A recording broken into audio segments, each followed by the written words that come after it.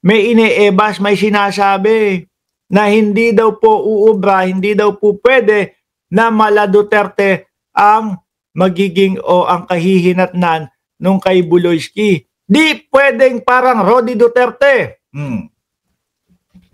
Kibuloy can't be extradited to US until Philippine case is resolved. Sabi dun ho, mga kababayan. Ayan ho, base po sa balita ng Politico. Si Medjal Dia ba din po to? Kamukha lawyer Ferdinand Topacio said his client Pastor Apollo Kibuloy cannot be extradited to the United States until the case he is facing in the Philippines is concluded. O yan daw ho, mga kababayan. Ewan natin. Sabi ko nga ho sa inyo, mga boss chipamo sir, di ba? Naunang may kaso at naunang pinaghahagilap si Buloyski doon po sa Estados Unidos, mga bossing.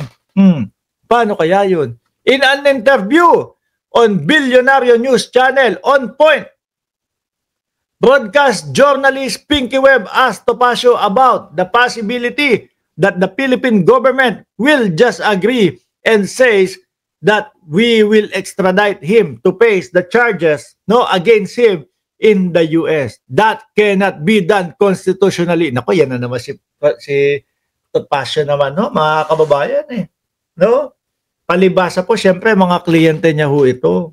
At ayaw nung kliyente niya na mailipad sa Estados Unidos, mga bossing. Samantalang malamig naman doon. Mas masarap naman yung pakiramdam. Kaysa naman doon po sa loob ng selda ng Pilipinas, may mga kahalong mga preso, amoy ang baho. Siyempre maghahalo ho yung amoy ng mga tao dyan Tapos siksikan pa, di ba? Kung ako kay Buloyski, doon na lang sa Pilipinas. Sabi pa dito ni Topacio, there is already a law that law has vested certain rights on a person subject of extradition, and that law is based on certain constitutional provisions which prevent from such as things from happen without a trial. Baka ang ibala naman sa atin ng Estados Unidos, mga bossing, Uy, naku, kayo naman alam niyo namang dati nang wanted sa amin si Kibuloy, matagal nang wanted sa amin si Kibuloy. Ano tong iniaarte-arte ninyo? Kayo nga di ba? Isinerado nyo na. Malamang yan ang ibabala sa atin ng Estados Unidos. Kayo nga sinarado nyo na yung kaso ni Kibuloy dyan. Binuksan nyo na lang ulit. Muling binuksan nyo na lang ulit. Kasi meron pa ding mga nagreklamo kay Buloyski. Kami tuloy-tuloy na wanted dito sa amin yan. Kaya dapat mauna sa amin na i-trial yan kasi may mga, kumbaga meron din mga kaso dito. Si Buloyski, baka ganun ang sabihin.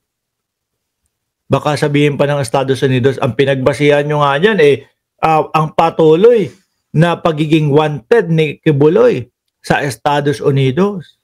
Di ba?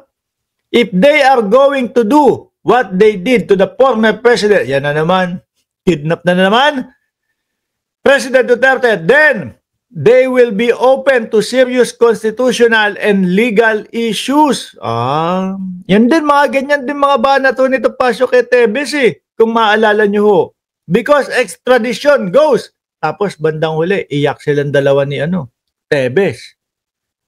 Nung napalaya si Tebes, doon sa Timor-Leste, pansamantala lang pala, si Topacio, nagbubunyi. Masayang-masaya ho, mga kababayan. Kaso ho, nangyari? Ayun, kulong pa din si Tebes sa Pilipinas ho. Naiuwi pa din ho si Tebes sa Pilipinas, mga kababayan. Then they will be open to serious constitutional and legal issues because extradition goes to the very heart of the nation's sovereignty. Paano kung may extradition treaty talaga, kung may pinag-usapan at may kasunduan na, matagal na ang bansa natin at ang Estados Unidos? Anong magagawa mo? When you extradite someone, you are basically saying that you prepare the criminal jurisdiction of a foreign power over your own jurisdiction, and that is a grave derogation to our sovereignty. Baka nga ang sabihin ng Estados Unidos, Kayo nga dyan, wala na sa inyo yan. No? Hindi pinabayaan nyo na nga eh. Yung kaso ni Kibuloy, binuksan nyo lang ulit. Di ba? Binuksan nyo lang ulit. Oh. Tapos, sasabihin nyo dapat unahin yung dyan. Tingin ko ako, naniniwala ho ako mga boss Chipamo, sir. No? Na si Buloyski, madadala pa din po ito.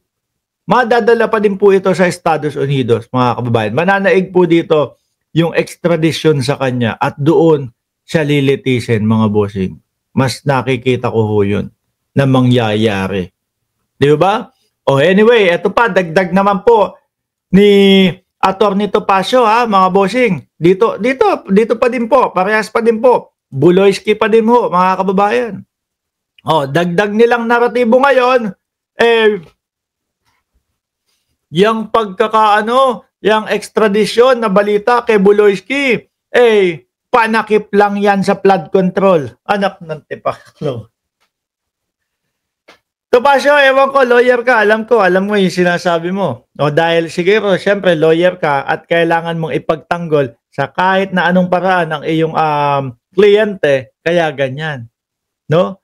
Hindi mo ba alam, ang Pangulo ang nangunguna sa investigasyon ng flood control?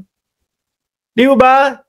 Ang Pangulo ang mismong pumupunta po, mga kababayan, doon sa mga flood control na sinasabi na hindi tinapos, hindi natapos. Na tinengga nung mga malalaking kontraktor. At siya nga po mismo ang pumunta doon sa Bulacan, Iloilo. At doon nakita yung mga tenga na flood control. Pinuntahan din po ang Marikina, mga kababayan. At yung sa Marikina naman, good job. Kasi talagang, sabi ko sa inyo, mga boss Chipamo, sir, nakatira o may bahay kami dyan sa Marikina. Ano po? May bahay kami dyan. Oh. Dati po talaga, konting ulan lang, ang taas na ng ilog ngayon. Dahil po sa patuloy na ginagawa po na talagang ito pong mayor namin na si Maan Chodoro at si Marcy Chodoro na congressman naman no, talagang hands-on ho yan, mga bossing. Kapag ka umuulan, nakatutok po yan.